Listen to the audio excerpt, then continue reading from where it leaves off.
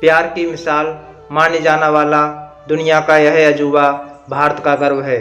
इस अद्भुत स्मारक को सफ़ेद संगमरमर से शाहजहां द्वारा अपनी बेगम मुमताज़ महल की याद में बनवाया गया था। दुनिया का हर एक इंसान आज ताजमहल को देखने की इच्छा रखता है, क्योंकि इसे मोहब्बत का एक मंदिर कहा जाता है। यमुना नदी के किनारे स्थित यह इमारत एक विस्मय स्थल है। हेलो दोस्तों, आर्यन के फैक्ट चैनल में आपका स्वागत है। आज हम बात करने वाले हैं ताजमहल के बारे में। आज आपको बताएंगे ताजमहल से जुड़े रहस्य और इसके इतिहास के बारे में, और साथ ही साथ ताजमहल से जुड़ी कुछ रोचक और मज़ेदार जानकारी के बारे में। तो चलिए शुरू करते हैं दोस्तों। 1631 ईस्वी में शाहजहां के साम्राज्य ने हर जगह अपना जीत का परचम लहरा लिया था।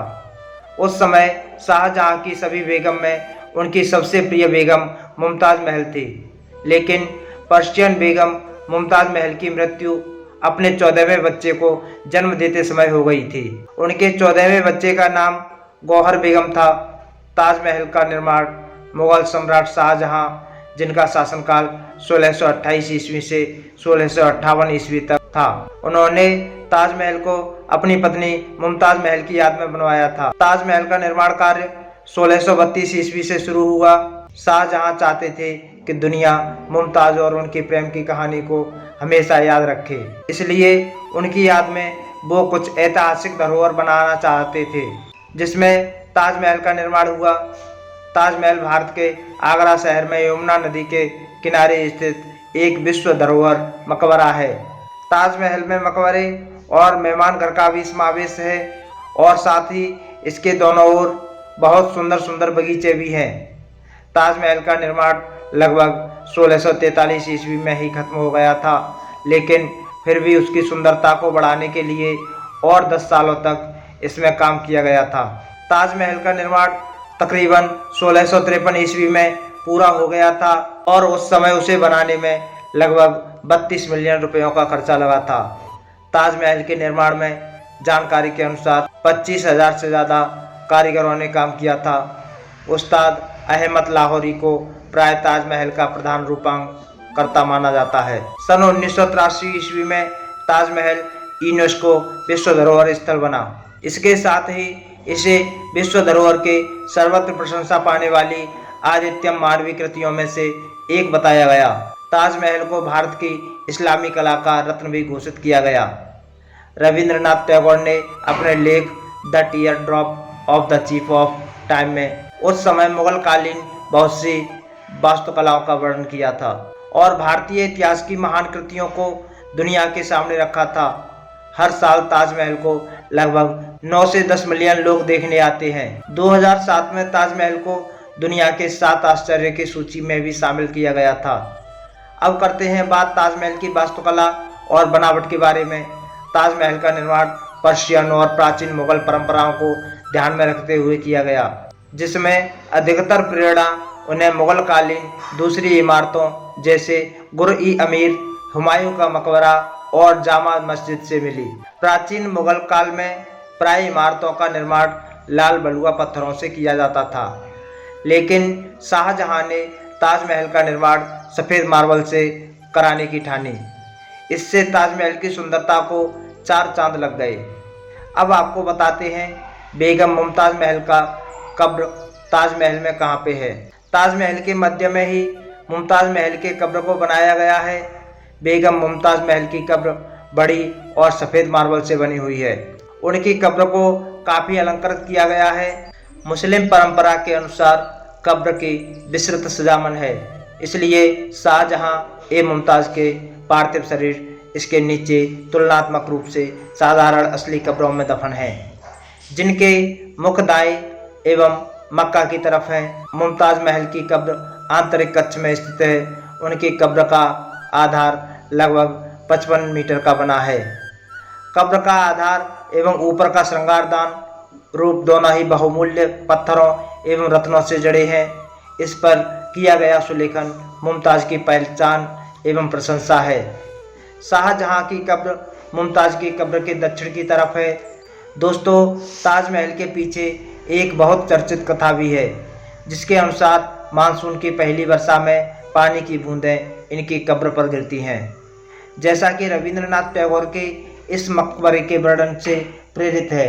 एक अस्र मोती समय के गाल पर, ऐसी बहुत सी कथाएं ताजमहल को लेकर इतिहास में प्रचलित हैं। यमुना नदी के किनारे सफ़ेद पत्थरों से निर्मित अलौकिक सुंदरता की तस्वीर ताजमहल न केवल भारत में बल्कि पूरे विश्व में अपनी पहचान बना चुका है। प्यार की इस खूबसूरत निशानी को देखने के लिए दूसरे देशों से हजारों लोग यहाँ आते हैं।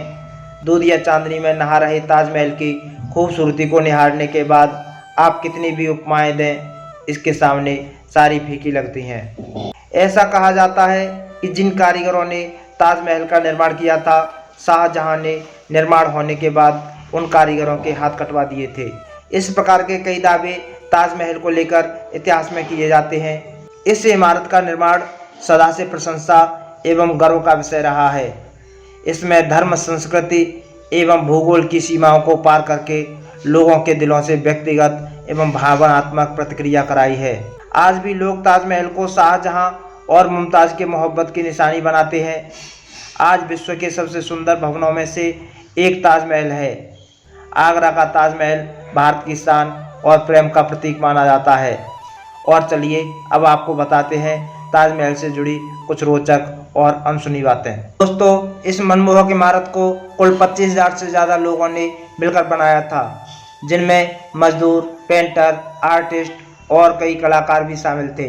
ताजमहल को बनाते समय लगने वाले सामान को एक स्थान से दूसरे स्थान पर ले जाने के लिए लगभग 1500 हाथियों का उपयोग किया गया था।